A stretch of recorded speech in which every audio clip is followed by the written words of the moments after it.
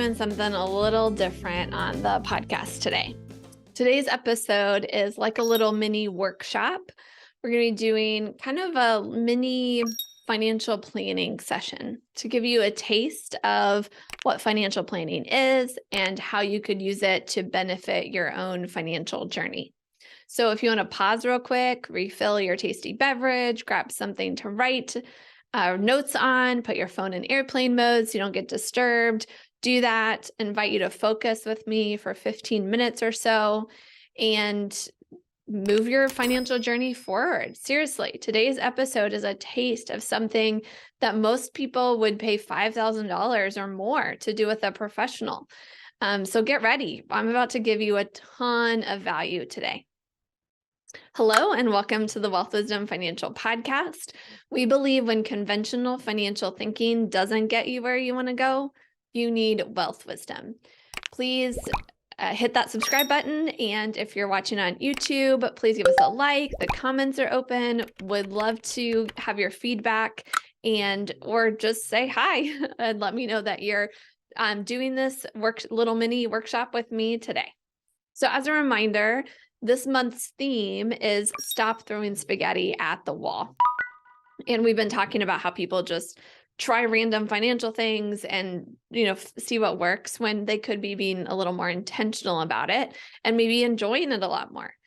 We're actually in the 4th episode of the series. We started with the area of most people's financial life where they're throwing spaghetti at the wall the most, which is income, and particularly those with variable income, and how they can make it into a steady income. Then we did an episode for people who are just starting out with their financial life or they're afraid to get started. And I talked about the analogy of learning to become a runner and how you could take some of the same things that helped me become a runner to help you become a person that's good with money. And then the last episode, we talked about money and cooking and how you can learn a lot about how to become good at money if you're trying to learn how to become good at cooking as a home chef or a professional chef. And that was more for an intermediate level.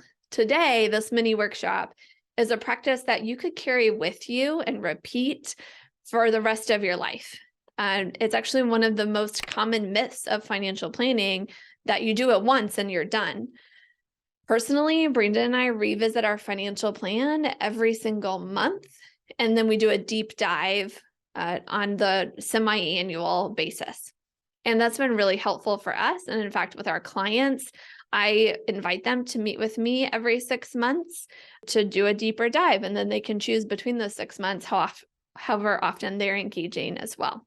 Now, your choice, how often you want to use this tool, but I invite you to bookmark this episode, save it so you can come back to it regularly. It might also be the perfect episode to do along with anybody that you share finances with. You can do it together, right? You're both going to have your places where you're taking notes. You follow the prompt, you write it down, you then talk about it and share about it, and then go to the next one. Or you do all 5 of the prompts we're going to give, and then you talk about it at the end. It can be a super helpful way to start a money conversation with your loved one. Before we jump into those 5 prompts that I'm going to give you, I want to start with an exercise that jumpstarts this process of finding clarity in the moment, anytime for any reason. You could use this anytime you're feeling stressed, you want to relax and find some clarity, even before money. And I know some of you are already thinking you're not sure you want to even listen to this episode because you're already starting to feel stressed. I want to help you calm down a little bit and share this simple breathing exercise that was popularized by Dr. Andrew Weil, W-E-I-L. I guess you pronounce it Weil. So what you do is you breathe in through your nose for 4 counts, you hold for 7 counts, and then you breathe out through your mouth for 8 counts. You repeat it for a total of 4 times. He calls this relaxing breath, and he says that it's the fastest way that he's found to get relaxed. The reason we're going to do this is because I believe in order to do what comes next, this mini financial planning session, you need to feel relaxed. You're going to experience it a lot better if you feel relaxed rather than stressed going in. So try it with me. See if you don't feel clearer in mind and body after you do this. Now, quick note, if you want to go faster or slower in your breathing, that's totally fine. I have my own pace, or you might have yours.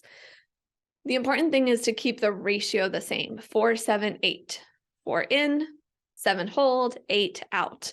And to do it a total of 4 times to get the best effects is what the doctor says. So ready? Here we go. Okay, ready? Here we go.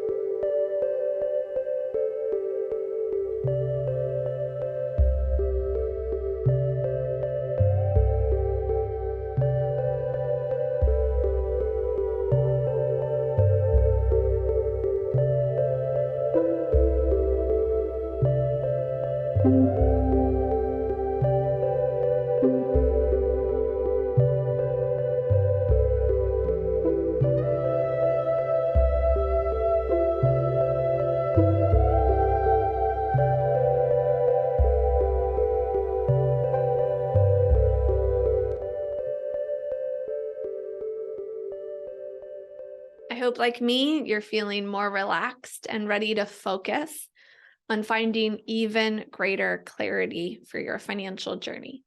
You got that place to write some notes? You're going to run and write some of this stuff down today. Great, here we go. We're going to quickly go through 5 topics of main consideration when you're approaching putting together a financial plan. And I want you to write each topic down. Give yourself some space to write whatever comes to mind for each area.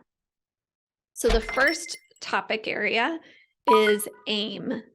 Where are you aiming? What are you aiming for? This could be as basic as aiming for an accumulation of a large pile of money, or as aiming to gain assets that produce an income. It's going to look very different, right? Depending on your aim. Maybe your aim is more about a good you want in the world that you need money to accomplish. Maybe your aim is something about personal growth and development that you're going to need to invest some money into yourself and your education and growth to make that happen. The bedrock of any personalized financial plan is your unique objectives. It could be short-term, could be long-term, just write whatever comes to mind. What are you aiming for right now? Pause if you need some more time to reflect on your aim. You might even have more than one aim, or, several that are coming to mind, or you might have just thought of just one. All that's good. If you did think of several, pick one to focus on for the rest of this mini workshop. Then you can come back, re-listen, go through the others, the next 4 topics with each one individually, okay? So pick your aim, make sure you've got that highlighted. The second topic is time. What is your time horizon? Is your aim something that you want to accomplish in 6 months, 6 years, maybe even 60 years? Try to be realistic, but remember, people tend to overestimate what they can accomplish in the short term and underestimate what they can accomplish in the long term. Really, there's no reason to shortcut yourself or try to fit into one box or the other. If you want to be ambitious and aggressive with your time frame, or if you want to give yourself some space so that you're not stressing out, trying to get to this aim as fast as possible, whatever fits your needs right now and is going to motivate you, keep you going.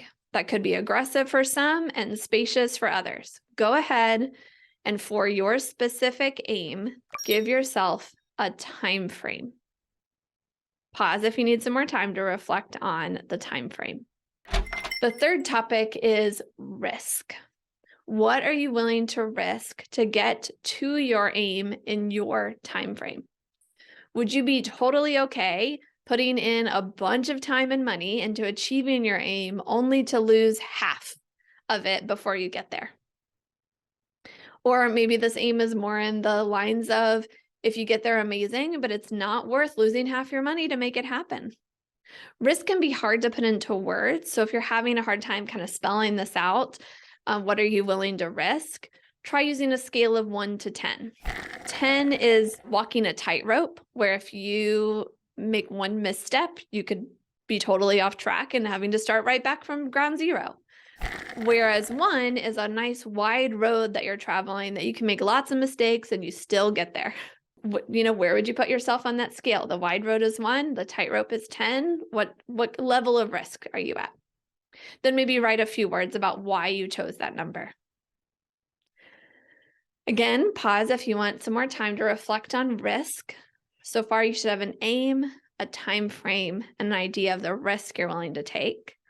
The 4th topic is funding. We're going to start turning into some numbers now. You ready? How will this aim be funded? Is it going to be all your own money? Do you need to go into debt to get the money to accomplish this aim? Are you counting on your money to grow by a certain rate so that you can reach that longer term objective? Where is the money coming from to accomplish your aim in your time frame? Is it coming from your income? Do you need to set aside a certain amount each paycheck? Keep what you're willing to risk in mind too. If you're thinking, I'm going to set aside 30% of each paycheck so I can reach this aim in my time frame, what sacrifice is that going to cause? And are you willing to make that sacrifice?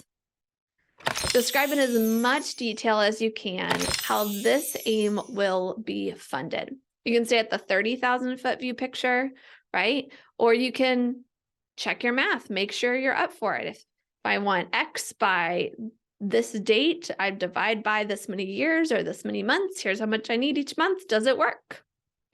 Think through those kind of things. Pause the episode if you want some more space to reflect on funding. The 5th topic is commitment. Commitment. Are you going all in on this aim, or do you want the ability to be flexible? Let's say your aim is a 5-year aim, you have a level 7 risk, you're okay with some risk, and the funding is just going to come from your income. Do you want to be able to change your mind and pick a totally different aim if a year or 2 from now you decide you want to back away? Or are you okay with making a commitment, and if you decide that you want to back away in a year or 2, you lose some of what you invested? Like risk, this is one of the areas where it might be hard to put into words. So use the 1 to 10 trick again. This time, give yourself a 1 if you want to be totally flexible, or a 10 if you want to have total commitment. You can't back out without losing a lot. That's it. You did it. Pause if you need some more time on commitment before we bring it all together. Now, looking back at those 5 topics, you've got your aim, your time frame, your risk, your funding, and your commitment level. You might feel like you just accomplished a lot, and you did, but you also haven't really done anything yet. And our brains have this thing where we start to feel like we've accomplished something when we've only written it down or had a conversation about it. Don't get caught in that trap. Right now, I invite you to take a 6th step and decide what is one thing that you could do to move forward with this aim. What is something that if you did it, it would make all the other actions or most of the other actions to accomplish this aim easier or unnecessary? If it would take 2 minutes or less to do that one thing, go ahead and do it right now. Pause the episode, make it happen. I'll wait. If it's going to take you more than 2 minutes, decide when and where you're going to do it and add it to your calendar. Set aside that dedicated time, make it happen. Go ahead, set that aside. I'll wait. Well done. That's one of the best antidotes we found to moving beyond just thinking, reflecting, and talking about something to actually doing it. Find one action, make it happen. Then find the next one, make it happen, keep going, keep referring back to these 5 things, your aim, your time frame, your risk, your funding, and your commitment level, to help determine what each action could be. Pretty soon, you'll feel that you're making progress on your aim and you're not just throwing spaghetti at the wall and seeing what sticks. One final reminder, today was just a taste of financial planning. One of the very important parts that we didn't get to today was determining, of the hundreds of financial tools out there, which ones are going to actually help you to reach your aim in your time frame, factoring in your risk, funding, and commitment levels. For example, there's a big difference between saving and investing. You've probably heard us say that on the podcast before. If you haven't, know that we're big believers. There's a huge difference between saving and investing.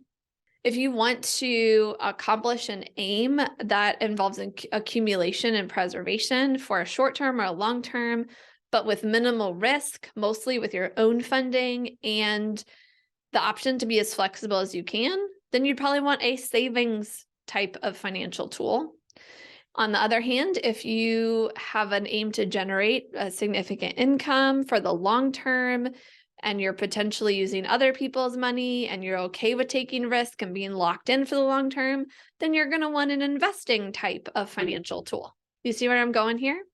It's very important to do that kind of reflecting work first, determining your aim, your time frame, your risk level, your funding options, and your commitment level before even thinking about what financial tools will work for as many of those areas as possible. And if you're jumping straight to financial tools when you're talking with a financial professional and you're not doing that other work first, then you're not getting a real financial plan. So I want to give you the opportunity to share what you came up with today. What areas were most helpful? Where would you like some outside input? And how do you go about finding the financial tools that fit you and what you just wrote down? We love having those kinds of conversations with people, our clients. We do that with regularly, but also anyone that's looking for a financial ally. So schedule a time with us to discuss and move forward at wealthwisdomfp.com/call, CALL. We love brainstorming next actions as well. So if you're stuck there, right, you got the 5 things where you're like, what do I do next? Find a time and we'll help you think of creative strategies together. Again, that link is wealthwisdomfp.com/call, CALL. Thanks for joining us. Hit that subscribe button so you don't miss the next episode where we wrap up the Stop Throwing Spaghetti at the Wall theme and start bridging into our July theme, the next month's theme, which is one of the areas where people don't even cook the spaghetti. They just leave it out most of the time in their financial lives. So we're going to be talking about what that is and how you could start preparing for what we're going to be talking about next month, next episode. So hit that subscribe button so you don't miss it, and may you live long and profit. The topics presented in this podcast are for general information only and not for the purposes of providing legal, accounting, or investment advice. On such matters, please consult a professional that knows your specific situation.